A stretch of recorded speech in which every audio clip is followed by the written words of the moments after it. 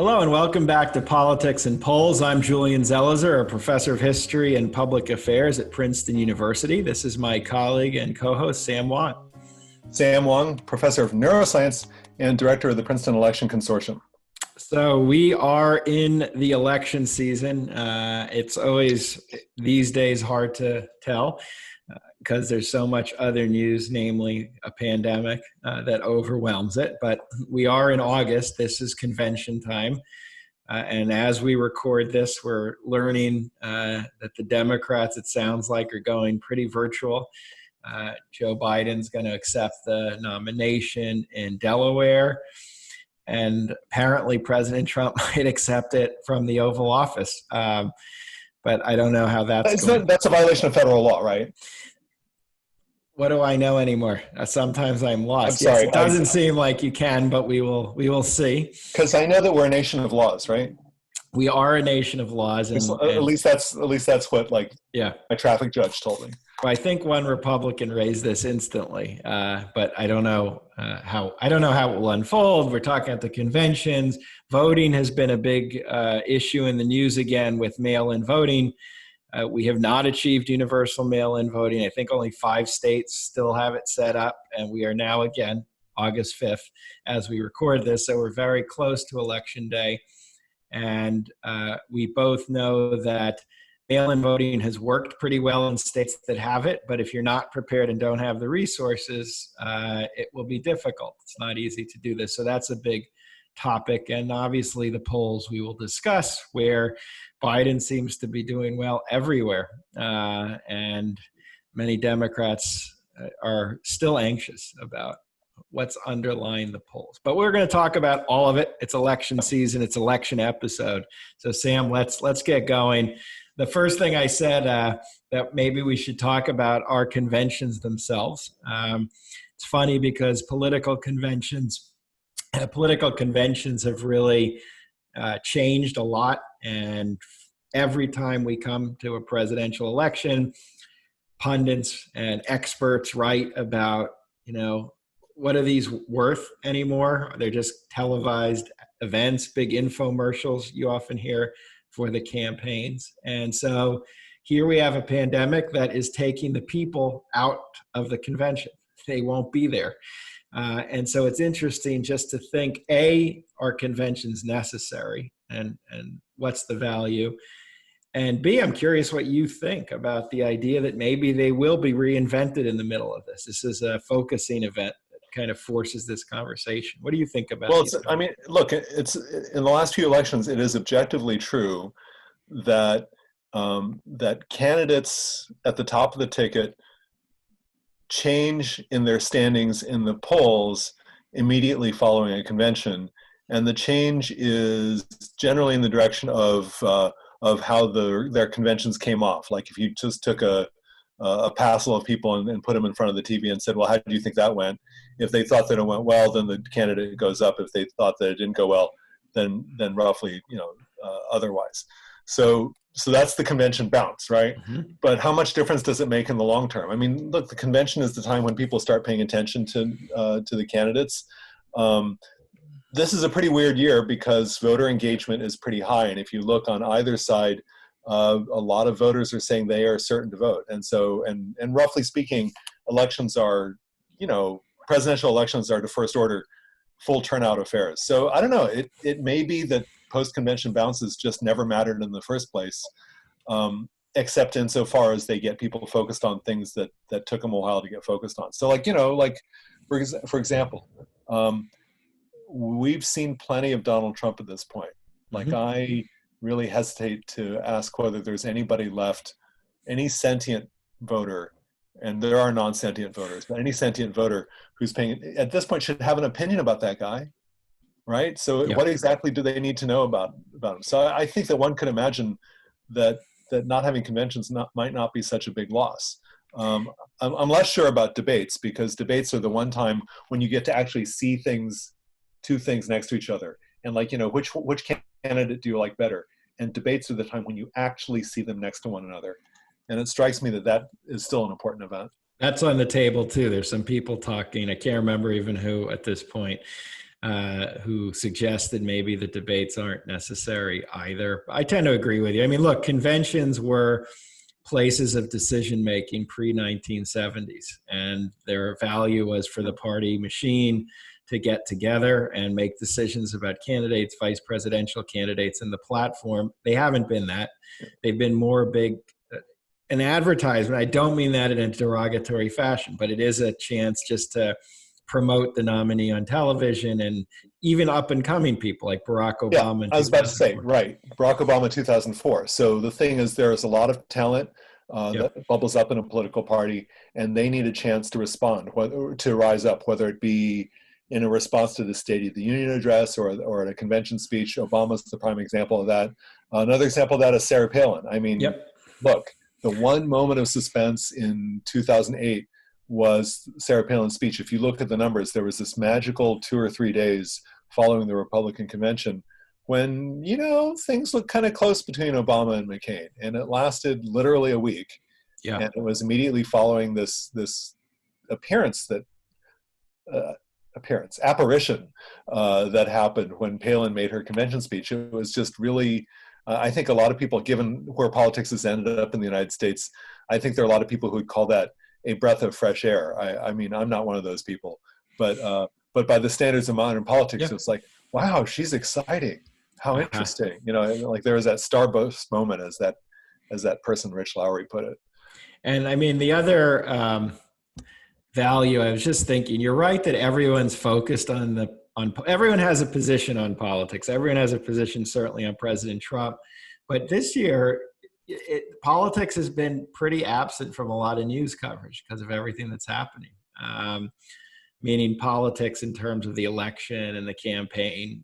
It's been overwhelmed, certainly on the television networks, by the coronavirus and the protests. And those are all political and they have political implications, but the actual election's been gone. So I still think there's something to focusing attention, even for a few days, on who the candidates are and what the parties are about. So I'm going to say something really weird, which is this thing that I always say, which is that if you look at coronavirus, Black Lives Matter, all these things that are in the news, if you look at the actual numbers, nothing changed. So Trump's been between 39% and 42%. His approval ratings over the last few months took a nosedive, coincident with the spread of the coronavirus, but that's a nosedive within it. Like it was a nosedive in the kiddie pool. Like it was like this kind of nosedive where he got down to 40% approval. He was as high as like whatever, 43, 44% approval. He's still at 40%. Nothing moves the situation. And as far as I can tell, all these crazy events that are wrenching our lives are these intensely emotional events. It's like I said in my Columbia Journalism Review piece a few weeks ago. These are these wrenching events that don't change our opinion. And if you're saying, are they emotionally wrenching? Yeah. Do they play havoc with our lives? Yeah. Yeah, I'm dying to know what's going to happen in the school system here in Princeton this fall. But do they change opinions? No. People are really baked in. Like, well, then, all right. So let's turn to that. So, but there are all these polls showing that Biden is doing pretty well in states that he shouldn't be, or not necessarily inevitable. North Carolina, I saw a poll in Georgia, swing states, red states. So is that not being affected by the pandemic and President Trump's performance there? You know, I wish I had had the nerve to say this a year ago, but incumbent presidents, I think I did, but I said it sort of euphemistically. Yeah. Incumbent presidents do within a few percentage points of their approval. And Trump has been in the toilet for so long that it's hard for him to imagine him climbing out of the bowl. And if he's at 40 to 43% approval, and that means that he's at, say, 40 to 45% or 40 to 46% of the popular vote, then that was always going to be a situation where states like Georgia and Texas became competitive. And now we have granular data from those states showing that, well, indeed, actually, as you might expect for a president with 40% approval, states that were won by 10% when he was at 45% are now swung to the point of being toss-ups. And so the equivalent to a president won with 46% of the vote, approval dropped to 40% of the vote, That's a 6% change. Yeah. So any race that he won by 12 points, 6% points of voters swung, and that makes it a tie. So yes, Texas and Georgia ought to be competitive based on his approval ratings, and we shouldn't be surprised about that. And I know it's weird to say, but is it really that weird? I mean, it's only since '96 that we've really had. It's only since 2000 that we've had like close election after close election. Look, Clinton wailed on Dole, and so at least in the Electoral College, and so it's not crazy. Like it's just our post 2004 mindset where we think that elections should be close. It's only been like whatever that is, 5 elections. Yeah. And if you just go back to 96, 92, of course there's a possibility of one candidate or the other getting 400 electoral votes. Why not? Right. And so it's just that we just happen to be, like Trump is unusually polarizing. He's like taken these trends over the last 20 years and driven them to the max. And now like that piece of, like politics is like bent, and like finally something snapped. And I don't know, he's not popular. So things can change over the next 90 days, but I'm just saying it's not terribly surprising that Texas and Georgia are competitive now. So you see these polls, and they're real because this is someone, well, I'm just saying everyone who isn't into polling and into the numbers asks this. These are solid. If you don't believe what is happening now with polling, then you should just never pay attention to polling ever, because this is as large a lead. This is as large a lead as we've seen in the time of modern polling. Like in the era of looking at polls in a quantitative manner in the last, whatever it is, 14 years or so, 15 years, this is as wide a margin as has opened up between the major candidates. And I agree that things could change. And I think citizens should do whatever it takes to get their outcome locally around the country. I care much more about local races, and I think there's just so much leverage and interest at the local level. And so people should not take anything for granted. Right. But if there's ever a direction that polling data pointed, it's this year's presidential race. And so, sure, Trump might pull it out, but it's just as clear as it's ever been. And like, it's like the margin is more like, 6 or 7 points effectively in the Electoral College for Biden. Look, the error in 2016 was 3 points. So polls were off at a state level by about 3 points in 2016. So now we're talking about a lead that's like more than twice as much as that. I mean, I don't know, that's a big lead. But has that changed since March and April? Meaning, were these trends already, if we're taking the pandemic away, like were this already bubbling up, by the time that he gets the nomination, Joe Biden, from Bernie Sanders? Yeah, so the big jump for Biden really happened in mid-April, and that coincided somewhat later than wrapping up the nomination, in my view anyway, and it coincides with the onset of the coronavirus pandemic. And so Biden was a little bit ahead, maybe about as much as Hillary Clinton was coming up in the 2016 election, and then things jumped in April, and then jumped again in June. And he's now, ahead by, more than Hillary Clinton was ever ahead, I think, in 2016. So there have been jumps that have happened since the pandemic hit. And then I don't know what numbers you're looking at there on your screen. I only see your face, but like we can do screen sharing. Actually, this is the technology. Sure. Although since Florida had a resurgence, I'm curious. Do you know? And I can't remember when that was.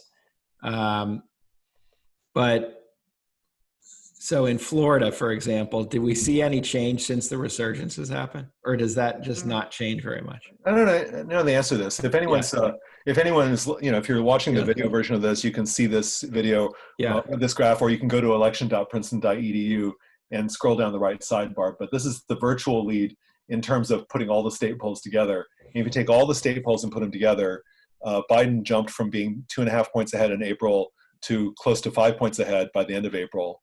And then it jumped again to 7 points ahead by the end of June. Yeah. Now he's subsided a bit down to about 6 points ahead. So this is all in terms of the Electoral College. And just for perspective, Hillary Clinton was ahead by about 2 points in state polls. by the election in 2016, and that turned out to be wrong by a few points. But now we're talking about a much larger lead. As far as Florida goes, actually, I don't know the answer to that as to whether there's been a jump in Florida. But I will mean, say it's remarkable if there isn't. I understand also how there hasn't been change, but if the state's struggling.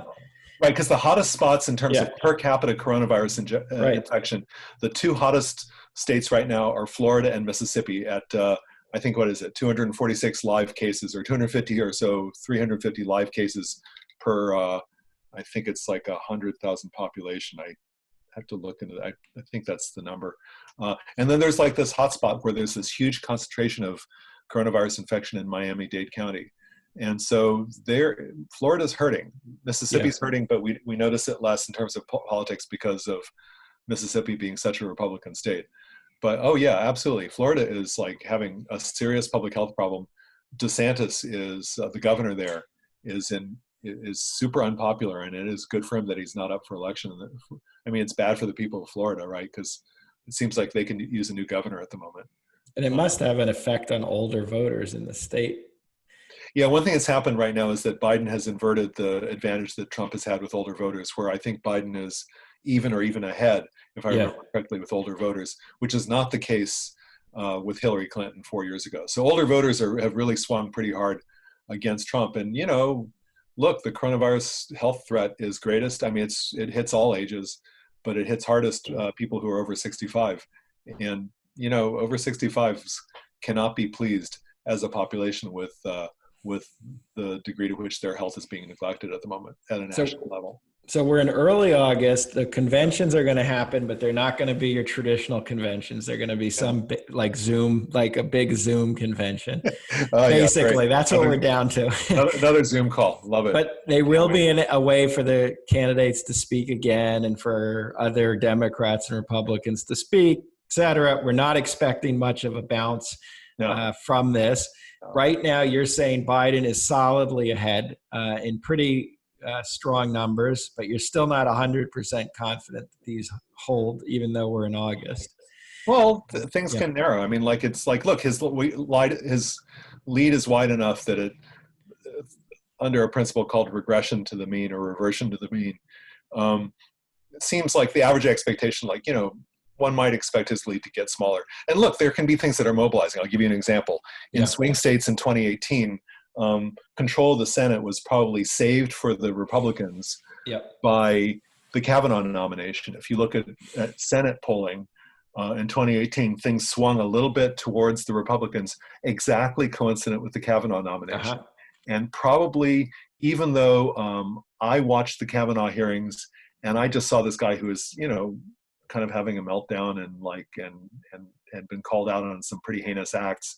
And I just thought, gosh, why don't you just go down to the next judge on the list and stop, and stop with Kavanaugh.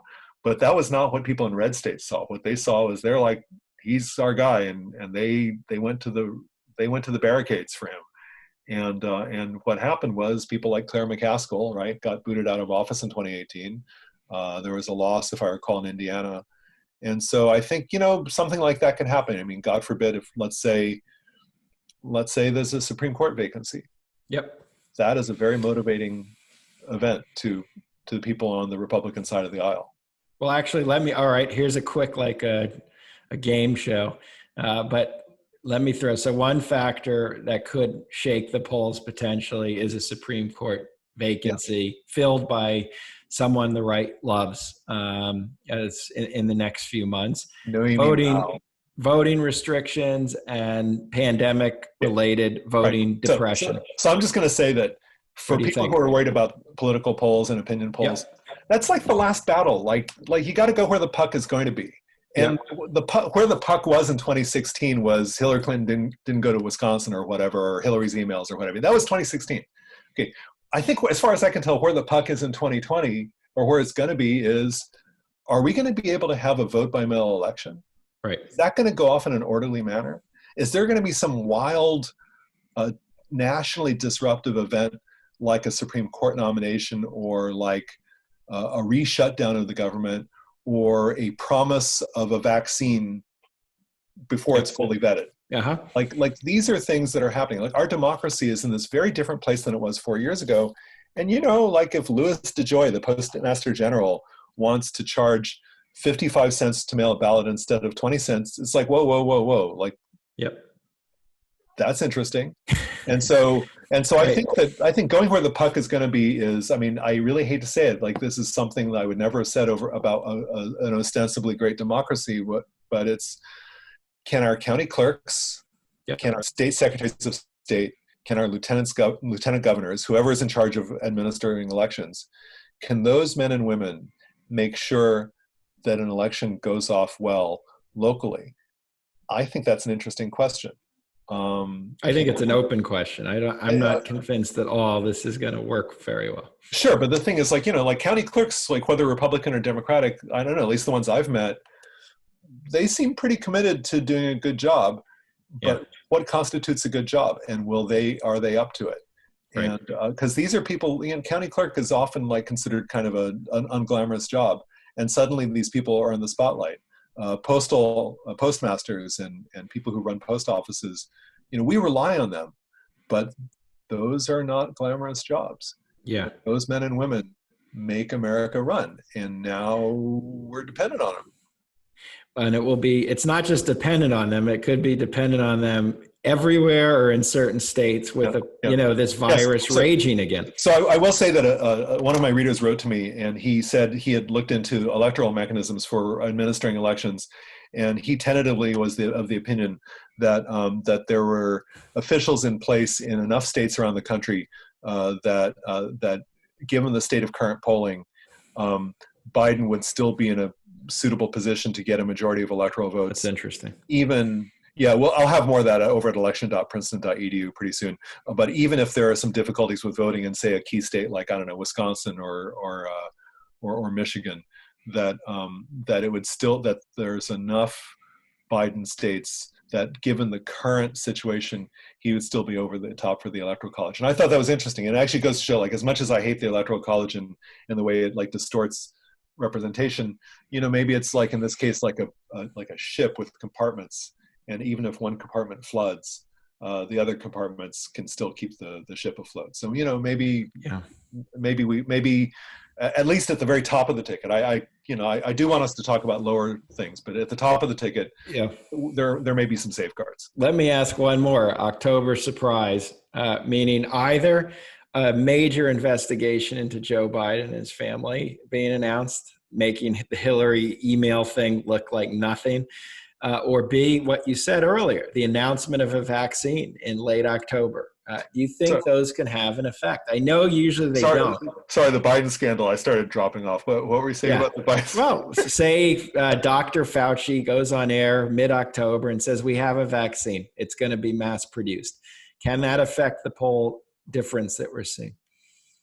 Well, it's Fauci because he's been relatively truthful. I mean, I would say at this point, the conversation around vaccines is, pretty well poisoned. I would say, or just about the coronavirus epidemic. I think the best estimates right now are from people who are kind of outsiders, but like, seemingly honest dealers like Scott Gottlieb, former FDA commissioner, also Fauci. I think the current conversation is centering around a deployment of a vaccine in early 2021.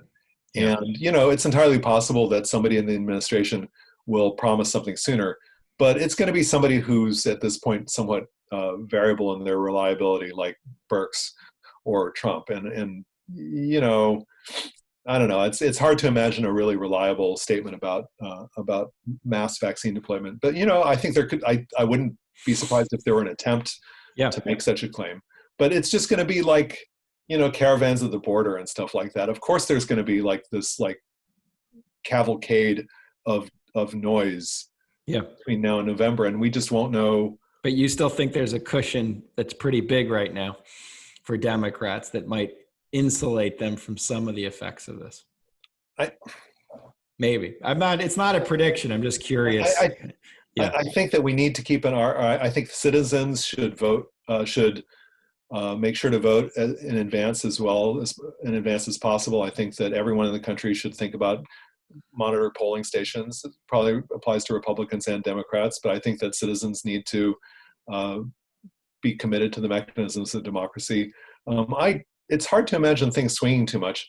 I think that I think I'm a little bit more focused. If I don't know if you are, but I'm pretty focused on Senate races. Like we just had some pretty big stuff happen in Kansas and in Kentucky in the last few weeks. And I think that right now there's a realistic, I think that it's very much a question of who's going to control the Senate in 2021. And, Chris Kobach losing the primary in 2020, his worst fears came true. Voters who are registered to vote voted. Right. And he lost, like as of this recording, he just lost the primary. And so Republicans have a better shot of retaining that seat. And so that is somewhat adverse for Democrats. Mitch McConnell is doing very well in Kentucky, and anyone who wanted to get rid of him is now learning that it was a pipe dream. How about Lindsey Graham? How's he doing? That's interesting. Lindsey Graham is things are between him and Jamie Harrison or Jaime Harrison, whatever. That's a closer race than I was expecting. And I would say at this point, I think Lindsey Graham has a race on his hands. And I would say, broadly speaking, individual voters have never been more powerful than they are now in Montana, where the population is not very large, in Maine, where the population is not very large, Iowa, and maybe South Carolina. And so I think that Republicans have a fight on their hands to retain control of the Senate. And a lot of action is going to be in those states, at least. So the presidency is for 4 years. The U.S. Senate is for 6 years. And on a 6-year timescale, there's some pretty important stuff happening down ticket that's going to really affect the legislative landscape for the next at least 2 years, maybe longer. Yeah. So I think it's super important. Right. Although we have to remember that Mitch McConnell will still have immense power, even if he's the minority leader, as long as the filibuster's in place. I think Democrats would be idiots to keep the filibuster at this point. I mean, come on. Like if you look at the way that the Senate is structured, requiring 60 votes for action is just a recipe for paralysis, and paralysis is approximately speaking the Republican position. Yep. And the Democrats' position is, we're here to legislate, we should get something done. And so I think it's really, your mileage may vary, but I think it's really clear that if Democrats can get up to 52 or 53 seats, I think they're going to get rid of the legislative filibuster. I think they will. How are they going to ever get a new Voting Rights Act? Yeah. What is Mitch McConnell going to do about that? No, he doesn't care about civil rights. Right. He said some nice things about John Lewis, but he didn't mean any of that stuff. Yeah. What he wants. He wants no action on the voting rights. That's what he wants. So it's a no action agenda. No action works, and that works with the filibuster. Because the Democratic position is government can work properly and well, and the Republican position is it's broken, so why don't we just abolish it? Right. So okay, I wanted to get to one thing that you have a new project going on, Moneyball. Oh yeah. And I know you're a big sports fan, so you want to bring that expertise to politics. Huge. But tell me more about what you're up to. For anyone who knows me, I am so not a sports fan. Thank you. I just wanted to make sure that everyone understood this to be the case. So but I will start with a little sports talk, which is that Michael Lewis wrote a book called Moneyball. Brad Pitt was in a movie of the same name. And the idea is that the Oakland A's over a decade ago, didn't have such a lot of money, but used statistics to find players who were, maybe a guy who pitched funny or like these other people who had good numbers and said, okay, you know what, we're going to spend a little bit of money to get these slightly damaged goods. And they basically bought the equivalent of like slightly bruised apples or whatever, and were able to get a World Series out of it. So that's the Moneyball concept. And what my team at the Princeton Election Consortium has been doing has been looking at Moneyball for a particular question, not 4 years for the presidency, not 6 years for the Senate, but 10 years for redistricting, because this is a redistricting year. And there are, I would say, broadly speaking, we are interested for nonpartisan reasons. We're interested in finding ways to make situations where both parties have a seat at the table for redistricting. Because if both parties have a seat at the table, that maximizes the odds that as many voices are present at the table for redistricting, it reduces the odds of a partisan gerrymander. And the conclusions can sometimes surprise you. So top three states for local getting out the vote activity Yeah. for bringing about bipartisan redistricting are Texas, North Carolina, and Kansas. So those are the three states where voters can make the most difference in bringing about bipartisan redistricting, and that's a 10-year proposition.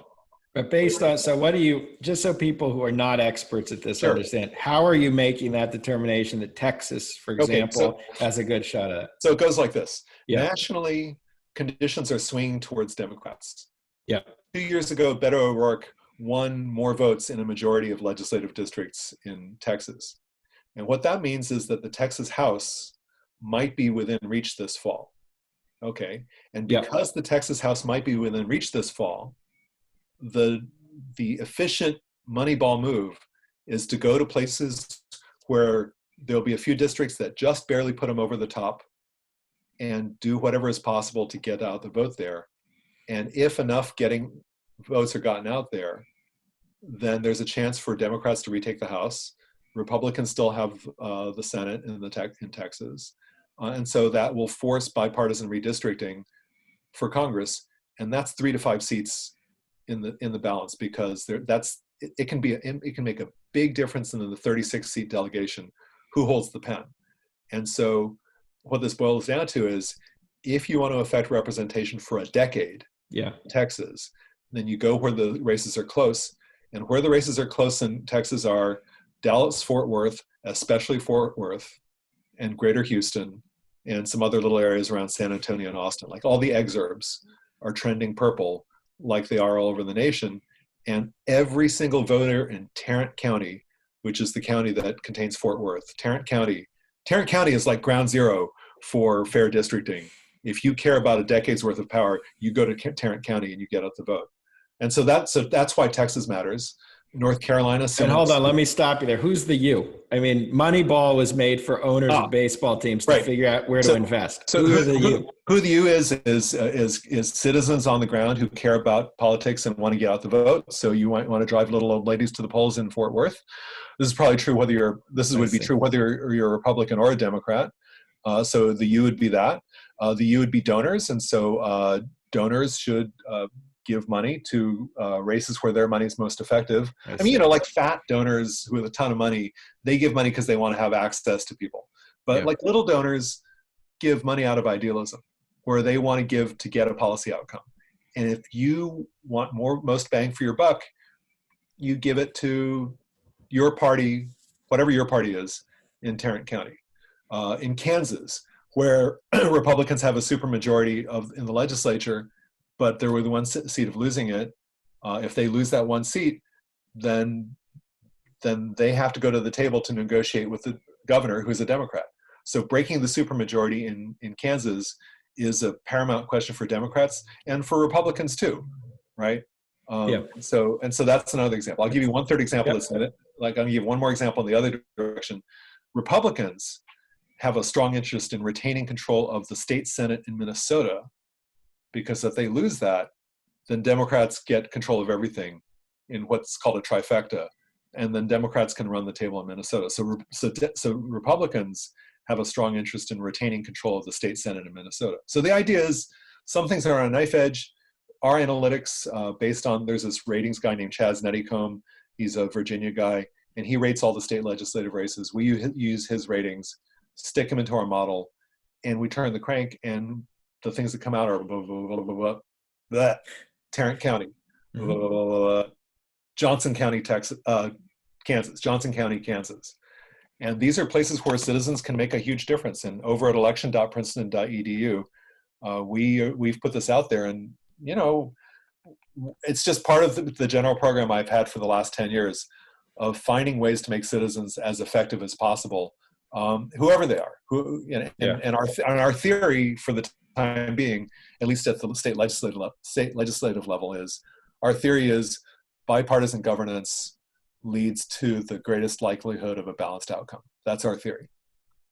Anyway, that's really interesting. And I wonder if some of the people in Dave Daly's book, who we discussed weeks and weeks ago, will pick up on some of this. People who are on the front of, this redistricting issue and fighting for a better system. I imagine this would be incredibly useful. Like there are all these different ways of fighting. Like a lot of Dave's book is about changing the playing field to make the whole process more fair. And at some level, this Moneyball thing we're talking about is a little bit less sentimental. It's like, okay, sure, justice is coming soon. The arc of history bends, la, la, la, all that stuff. And so a lot of that reform is very important work. But there are some states where there is no plausible path to reform of the process.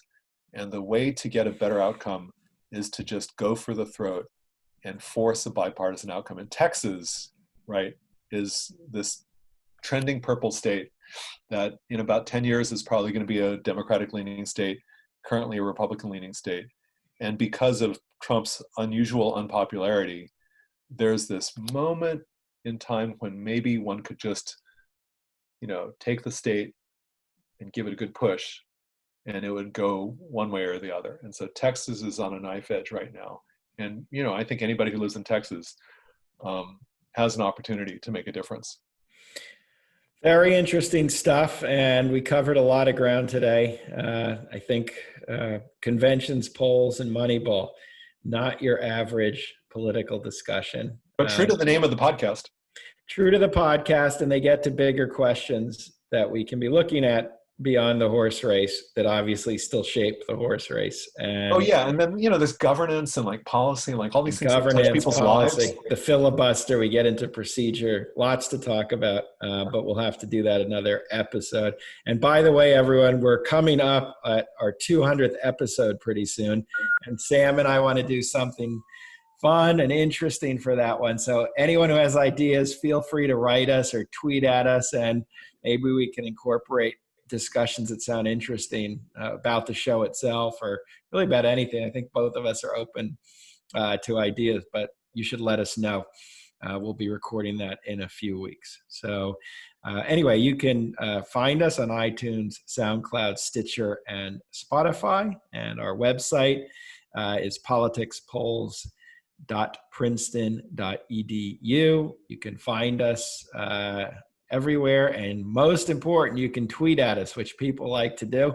I'm at Julian Zelizer, and you can especially direct your tweets to Sam. Thanks. Sam, tell us the Sam Wang, PhD. My last name is Wang, but you're going to get some other guy if you do that. So Sam Wang, PhD. Send him to the right Sure, person. just at me, please. Thank you so much. Anyway, thanks for joining us, everyone, and we'll be back soon on Politics and Polls. Bye.